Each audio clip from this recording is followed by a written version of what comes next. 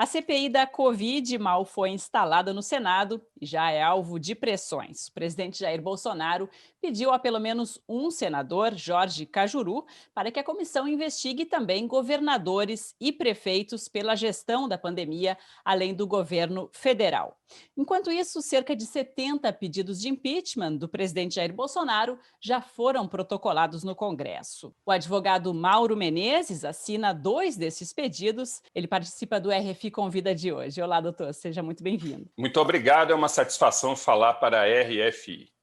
Pois é, doutor, além dos pedidos de impeachment, o senhor acaba de protocolar em nome de cientistas, entidades sindicais e trabalhistas um pedido no STF para que imponha um lockdown nacional de 21 dias para tentar frear a dinâmica aí de contágios e mortes da Covid-19 no Brasil. O Supremo Tribunal Federal teria poder de adotar essa medida se o presidente não estiver de acordo com ela?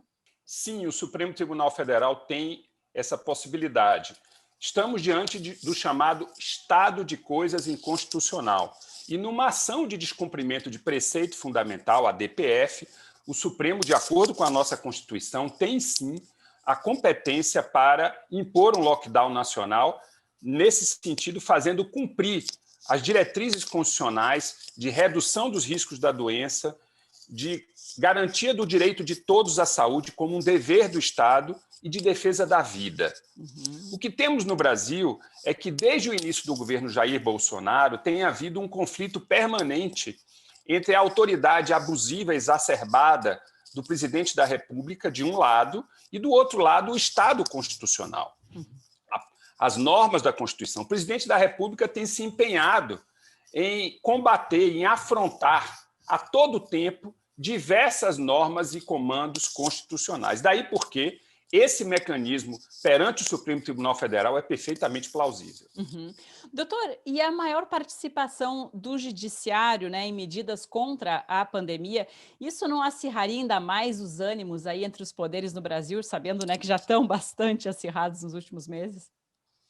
Não creio que haja aí uma violação da independência e harmonia dos poderes, que a nossa própria Constituição também assegura no artigo 2º. O Poder Judiciário, à frente dele, o Supremo Tribunal Federal, tem utilizado com muita prudência, mas também com firmeza, os mecanismos que a Constituição Federal oferece para tanto. Ao julgar a ação direta de inconstitucionalidade 6341, por exemplo, o Supremo Tribunal Federal estabeleceu a vigência plena do que chamamos de federalismo cooperativo, ou seja, governadores e prefeitos, a partir de uma omissão e até mesmo uma sabotagem do presidente da República e do governo federal às medidas preventivas de combate à pandemia, governadores e prefeitos podem, de acordo com a nossa Constituição, e o Supremo Tribunal Federal disse isso, os governadores e prefeitos podem regular e estabelecer medidas que sejam medidas acautelatórias e, portanto, de diminuição dos efeitos da disseminação da pandemia. E o presidente tem reiteradamente, né, tem sido oposto a esse tipo de medida nos estados e nas prefeituras, vale ressaltar, né? Aliás, uso esse assunto para a gente voltar a falar da CPI da Covid, né, que parece assustar o Planalto. Ele reagiu energicamente contra a instalação dessa comissão, mas sabemos, né, que Bolsonaro é aliado do presidente da Câmara. O avanço dessa CPI no Congresso dependerá, portanto, do aval da Câmara. Então, nesse contexto, quais as chances para o senhor de o presidente, de fato, acabar responsabilizado pela sua gestão da pandemia? Nós estamos diante de uma situação de tal gravidade e com tantas evidências, evidências que partem da descrição dos cientistas, evidências que decorrem daquilo que os próprios atos do presidente da República, de desconstrução das instituições de Estado que são responsáveis pela conservação dos direitos básicos da população brasileira, que nós temos que confiar que todas essas iniciativas, seja impeachment, denúncia de crimes comuns ou mesmo uma CPI que traga à luz, que lance a opinião pública e a sociedade com mais ainda destaque tudo que tem sido feito de forma irresponsável para criar essa situação que leva o Brasil a se converter no epicentro descontrolado da pandemia em termos mundiais. Então, nós temos que confiar nisso. Sabemos que o presidente da República tem como aliados tanto o presidente da Câmara quanto o presidente do Senado, casa na qual foi protocolizado o pedido de CPI.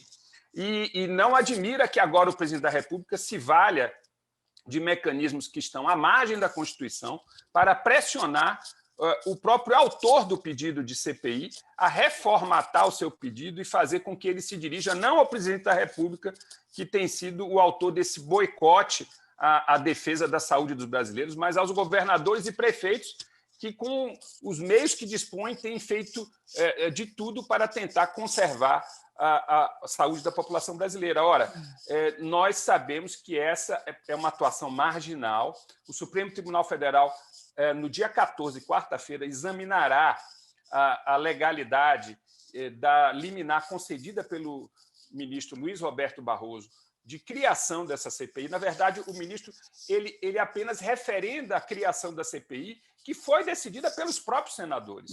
A Constituição, no artigo 58, parágrafo 3º, diz que, havendo 1/3 de assinaturas do número de senadores da Casa, objeto certo e tempo determinado, a CPI tem que ser criada. Então, não se trata de uma interferência de um poder sobre o outro, mas simplesmente na desobstrução daquilo que a própria Constituição assegura. Ora, se o presidente da República agora ameaça senadores, direta e indiretamente, no sentido de fazer com que eles expandam o escopo da CPI para desviar a investigação de onde realmente interessa, que é o governo federal, estamos diante de algo anômalo que reforça o pedido de impeachment. E o presidente da República vai além. Ele chega a sugerir que senadores da República abram processo de impeachment contra ministros do Supremo Tribunal Federal. Então, a desordem institucional, a anarquia e o desrespeito à Constituição, a desobediência às regras básicas da democracia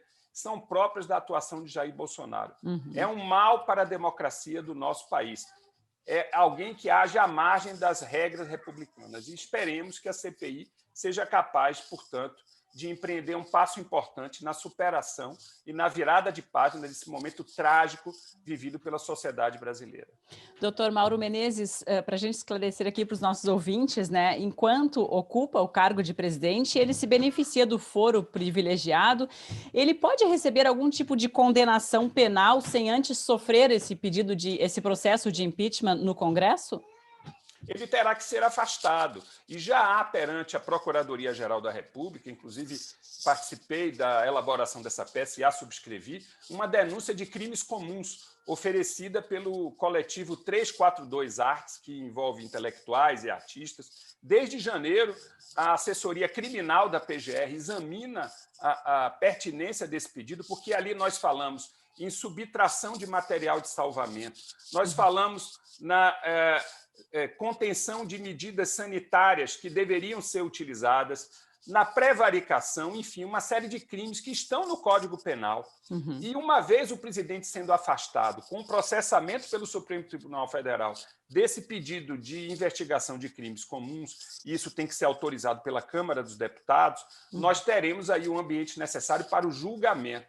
Olha, mais cedo ou mais tarde, a prevalecer o ordenamento jurídico e o império do direito, é inevitável que Jair Bolsonaro venha responder por seus crimes, seja crimes de responsabilidade, seja crimes comuns. Jair Bolsonaro tem um encontro marcado com a história e com as barras dos tribunais. Isso não é algo que é perceptível apenas por nós, juristas. É perceptível pelas pessoas que tenham bom senso, que conheçam as leis e a Constituição. Doutor, o mundo, né, acompanha com desolação essa situação sanitária dramática no Brasil. O país tem sido tema aí de reportagens da imprensa internacional diariamente. O senhor, né, como a gente comentou, está engajado em algumas causas aí que questionam a conduta do presidente nessa crise sanitária, mas a gente não ouve falar, por exemplo, da Procuradoria-Geral da República, que teria, né, a função de fiscalizar a atuação do governo. Então, como é que o senhor avalia o papel do Procurador-Geral Augusto Aras nessa pandemia? O Procurador-Geral da República ele tem sido destinatário de diversos pedidos de abertura de processos relacionados a irregularidades cometidas pelo governo federal. E talvez até pelo fato de estar próximo da sua recondução, isso tem sido analisado com muita prudência pelo Procurador-Geral da República, até para que não se politize em demasia decisões que venham a ser tomadas. Nós temos no Procurador-Geral da República, apesar de ter sido indicado pelo Jair Bolsonaro, um homem de cultura jurídica. Esperamos que ele e a equipe da PGR seja capaz de fazer um exame técnico daquilo que é a ele dirigido e cumpra o seu papel constitucional no sentido de colaborar com a superação desse verdadeiro tormento que o Brasil vive e que vem sendo potencializado de maneira negativa pelo próprio presidente da República. Muito obrigada, advogado Mauro Menezes, pela participação aqui no RFI Convida. Eu que agradeço